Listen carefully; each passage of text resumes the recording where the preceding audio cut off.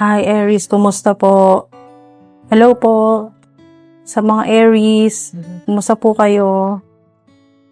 Sana ayos lang po kayo dyan sa mga Aries at dude. Yung nakukuha ko po dito na energy sa mga cards po ninyo, yung akala po ninyo paangat ka na financially pero bakit parang nauubos ulit lahat? Ganyan po yung nararanasan po ninyo sa money, sa career, sa trabaho, negosyo, online platform po ninyo. Parang yung akala po ninyo na paangat ka na financially kasi lahat na ginawa mo, lahat na, halos. Yung alam mo, pwede mong gawing ginawa mo na eh. Sinubukan mo na lahat. Lahat na ng strategy, plano, lahat-lahat na. Pero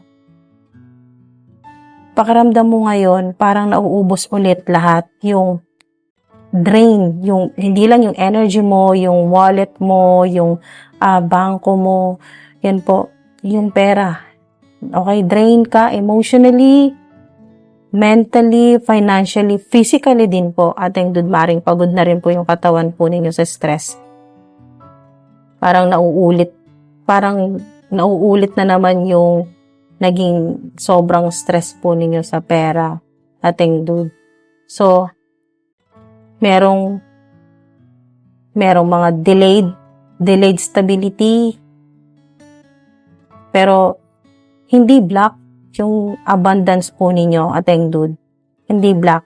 Pero parang merong leaking money energy. Okay? Leaking money energy. So, posible po na ang mga rason niyan ay sobrang daming responsibility.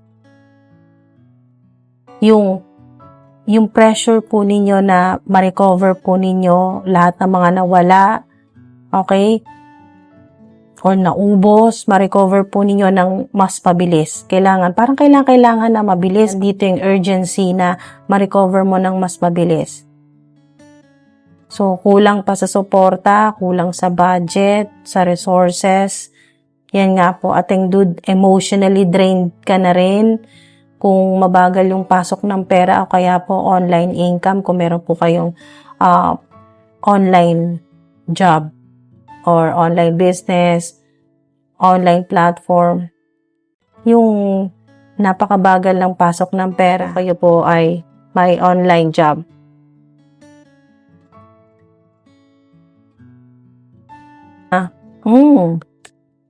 Ano ba yan? 10 of Swords, 8 of Swords, 2 of Swords. Hala. Grabing stress po ninyo. Ano ba yan? Parang nasasabi ng ilan sa inyo na parang ayaw nyo na, nakakapagod na din. Yung ginawa mo na lahat, sinubukan mo na lahat. Tapos, nauubos na naman. Nauubos lahat. Nauubos, nasisimot, or nagne-negative.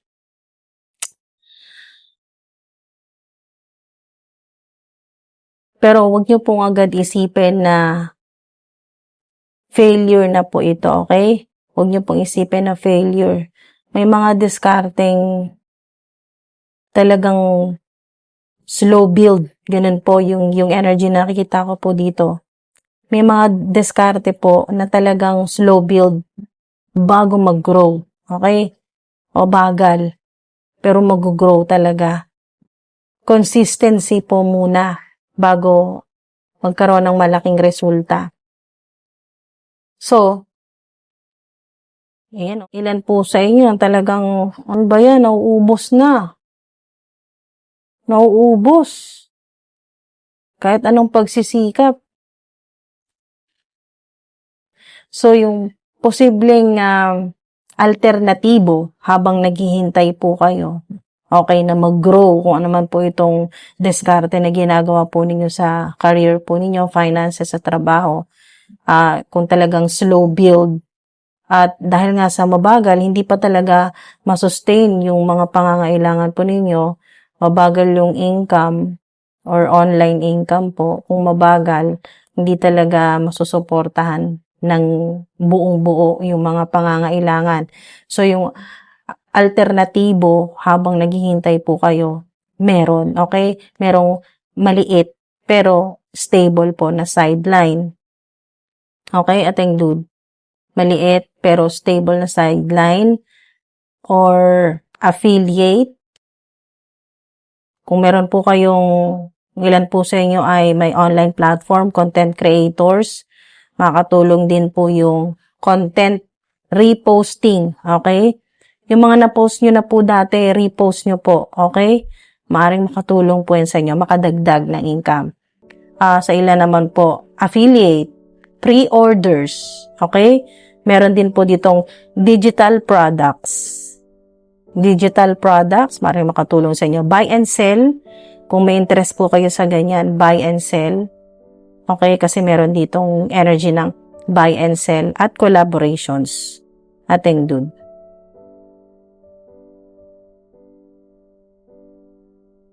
Collaborations. Sa nakikita ko dito, though kaya mo talagang trabahuin lahat mag-isa, okay? Kaya mo. Kasi meron ka ditong leadership na vibe or energy. Kaya mo na ikaw lahat. Ikaw yung boss, ikaw yung gagawa, ikaw yung magpaplano, lahat, kaya mo na ikaw mag-isa, freelancer, self-employed. Pero, sa ngayon, ito yung alternatibo na pwedeng makatulong sa inyo. Alternatibong gabay na pwede kang makipag-collaborate. Okay? Partnership. Makakatulong po sa inyo. Kung halimbawa po, wala pong tumulong agad. Okay? Walang tumulong agad. Ating dude.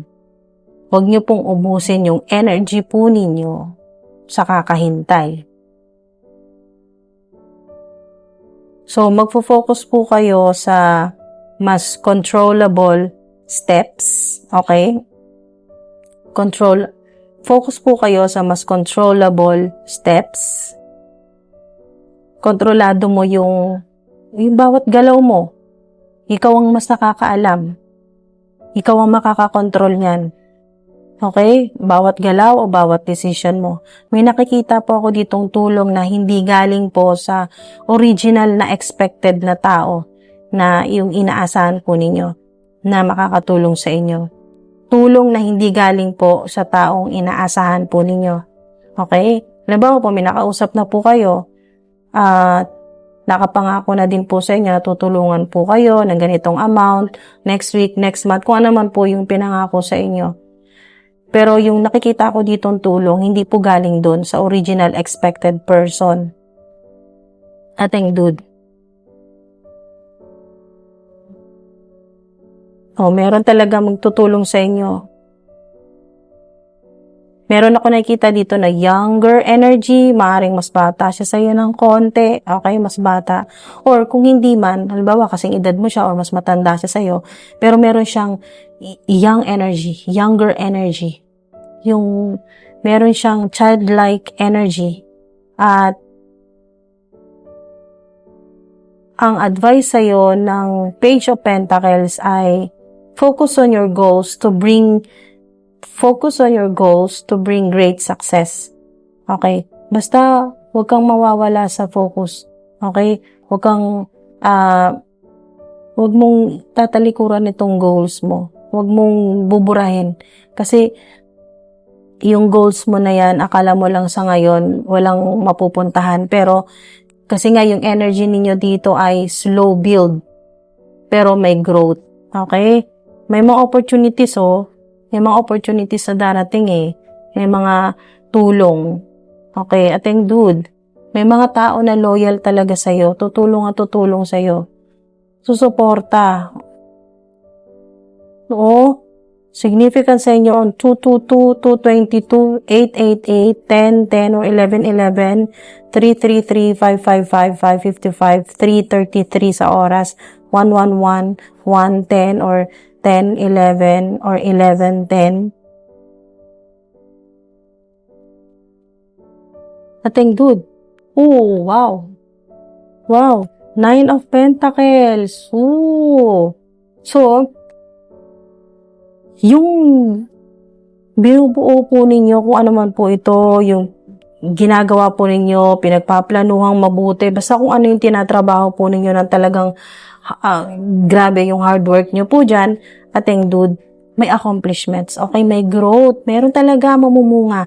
Ito yung, para sa akin, ito yung luxury, ito yung reward, ito yung self-care, satisfaction, ito yung harvest season. Okay, ito yun. Yung card na, ito pong card na to, Nine of Pentacles, ito yung harvest season, ating dude. Na, kahit ang daming nangyayari na hindi maganda, yung talagang ubos na ubos ka dyan, 10 of Swords, 8 of Swords, at hindi mo na rin naintindihan yung nangyayari kasi parang ating dude, ginagawa mo naman lahat pero bakit parang meron kang hindi nakikita na nangyayari behind the scene na parang ginugulo yung kamada, okay? Yung ano yung mga plano mo, bakit ganun? Parang lalong nawawalan o lalo kang nauubusan.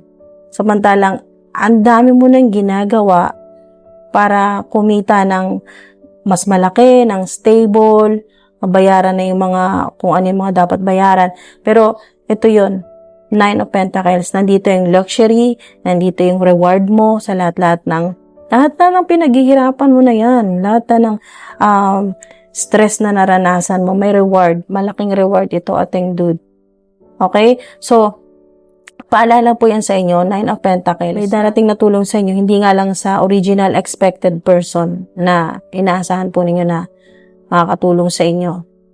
Merong tempting energy dahil gusto mo makahabol financially. Naghahabol ka eh. Ito yung nakikita ko dito talaga na mabigat na energy na habol ka ng habol eh, na kailangan ma-reach mo yung ganitong goal o yung target mo or ganitong amount, yung mas lalo kang na-frustrate, lalo kang nag-stress. Sa chance-based activities naman po,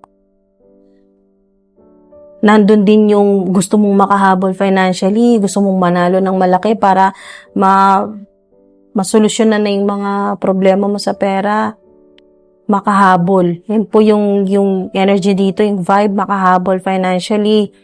Okay? Tempting talaga yung energy na yan. Pero sabihin ko po sa inyo, ating dude, posible po small wins. Okay? Posible ang small wins pero unstable. Huwag po kayong maglagay ng malaking budget dito. Okay? Sa chance-based activities. Ano man po yung chance-based activities? Yung pagbabakasakali sa swerte, yung manalo, ganyan po. Huwag nyo po ilagay yung malaking budget nyo. Mas favorable pa rin po yung long-term gradual strategy. Ito yun. Gradual, long-term, pinaghirapan, yung nagtanim ka. Hindi ganun kadali. Hindi mabilis makuha. Okay? Hindi mabilis mamunga. Pero pag dumating harvest season, wow, ito na yun. Abundance. Abundance, prosperity, success, windfall. Windfall, ating dude, windfall of abundance. Yung abundance in any shape or form. In all forms na po yan. Lahat na po yan ng klaseng abundance. Darating po yan sa inyo. So, iwasan nyo po yung ganong, yung paghahabol kasi lalong habang hinahabol mo, lalo kang, mapapasin nyo rin po habang naghahabol po kayo, lalo kayo nauubusan. Lalong nauubos lahat. So, iwasan niyo po yung ganong energy, yung tempting energy ng makahabol financially. Huwag niyo rin po ilagay lahat or huwag kayong maglagay ng malaking budget sa pagbabakasakali. At yun po, mas favorable sa inyo ang long-term gradual strategy. Okay? Pang long-term. So, emotionally, wag pa rin po kayo ating dude, wag pa rin kayo mawala ng pag-asa, emotionally at spiritually. Huwag niyong isipin na bumabalik ka ulit sa simula. Okay? Huwag niyong isipin na bumabalik kayo ulit sa simula kasi tapos na. Tapos na yung cycle. Kung hindi pa, ito yung mararanasan po ninyo. Patapos na yung cycle na napakahirap, laging ubos. Ating huwag niyo isipin na bumabalik na naman kayo sa simula. Nasa cycle ka ng rebuilding habang nililinis po ang old financial patterns. Okay? Ending na to eh. Ten of Swords. Ending na to, malapit na kung hindi pa. Ito na po yung ending eh. Yung mahirap, yung lagi kang stress, laging ubos. nasa cycle na po kayo ng rebuilding habang nililinis ang old financial patterns. Minsan po, bago maging stable, sinusubok muna kung paano mo hahawakan ang pressure. Meron sa inyo talagang hindi nyo kinakaya yung pressure. Kaya pakiramdam po ninyo, bumabalik uli kayo sa simula. Okay? Pero wag nyo pong isipin na bumabalik uli kayo sa simula, sa walang-wala. Rebuilding po. Yun po mas magandang isipin po ninyo. Maging positibo po kayo. Okay? Optimistic. Isipin po ninyo na rebuilding. Hindi yung walang-wala. Okay? Hindi kayo magsisimula ulit sa wala. Tinatapos lang yung mga, or tinatapos at nililinis lang yung mga old financial patterns. Kasi bago maging stable, sinusubok muna kayo kung paano nyo hahawakan ang pressure. Okay? Kasi kapag yan po ay naipasa na po ninyo, okay, yung pagsubok ng Divine Universe, kung paano mo hahawakan ng pressure, ito naman ang ibibigay sa'yo. Paano mo naman nahawakan yung sobra-sobra? 'Di ba? Paano yung sobra-sobra? Katulad po nitong Ace of Cups, windfall of abundance. Windfall of abundance, sobra-sobra. Paano mo hahawakan yung sobra-sobra? Ating dude. So, darating sa inyo yung ganyan po na phase sa buhay po ninyo all cycle na hindi ka na mauubusan laging puno or umaapaw. Okay? Yun, doon po ninyo ilipat yung mindset po ninyo sa puno, umaapaw para po hindi kayo nagsisimutan kahit kayo po ay tumutulong. Halimbawa po, kung kayo po ay tumutulong or nagbibigay, yan po dahil sobra-sobra naman po yung sa inyo, ating dude, kaya mo nang hawakan yung cup mo kahit sobra-sobra. Hindi ka na masisimutan. Hindi ka na rin may stress. So, yung timing, ating dude, 8. Significant talaga ang 8 sa inyo. May 8 kayo dito, dalawa, double. Okay, doble yung 8 po ninyo. So, money frequency po yan. So, ibig sabihin, doble. Yung power ng abundance, ng prosperity ay doble. Meron pa kayong 8 dito. So, sa timing, significant po ang 8. Okay? Timing, pwedeng next 8 days. Kailan magkaroon ng konting relief o movement po within 2 weeks. 2 to 4 weeks. Ating dude. 2 to 4 weeks. Within 2 to 4 weeks, magkaroon ng movement. Okay? Sa pera, magkaroon ng konting relief sa pera. Sa problema po ninyo. 2 to 4 weeks. Significant din po ang August. Okay? Buwan po ng August. Significant sa inyo. Maaring sa month na to, significant kasi ang August ay maaring magkaroon ng mas stable po na improvement. Posible po. Pagkatapos po ng consistent effort po ninyo at restructuring. Okay? Ating dude. Pagkatapos po ng consistent effort, tuloy-tuloy mula sa kung anong buwan po ngayon na napanood nyo tong video na to, tuloy-tuloy hanggang August. Or kung hindi naman po kayo mag-resonate sa month po ng August, ang sinasabi dito ay kung kailan nyo po ito napanood, second half ng taon. Okay? Mas magkakaroon ng galaw. Kesa po ngayon, gumagalaw po yung money, yung improvement po, o relief, o kaya, yun po yung sinasabing movement. Okay, ating dude, second half ng taon. Kahit kailan nyo po ito mapanood, ating dude, basta second half ng taon, mas gumagalaw po. Doon na po magsusulputan yung mga opportunities, activate na po yung abundance, prosperity, yung overflowing.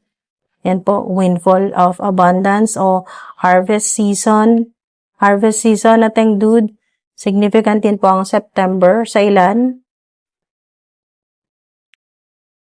It is worth the trouble. Diba? Dami ng problema. Lahat na ginawa mo. Tapos yung inaasahan mong tulong, wala din. So, it is worth the trouble. Kung ano man po yan na mga problema naranasan po ninyo, once na ma-harvest nyo po itong lahat-lahat ng pinaghirapan po ninyo, pag dumating po ito pong harvest season po ninyo, dahil lahat na ng pinaghirapan, hard work, yan po, o effort, it will sustain you. Diba? It will sustain you. Ating dude. Pwedeng next 8 days or 2 to 4 weeks o second half ng taon. O sa ilan naman po, August at September naman po significant. It will sustain you. Kung ano man po yan na pinaghihirapan po ninyo, trabaho, negosyo, online job.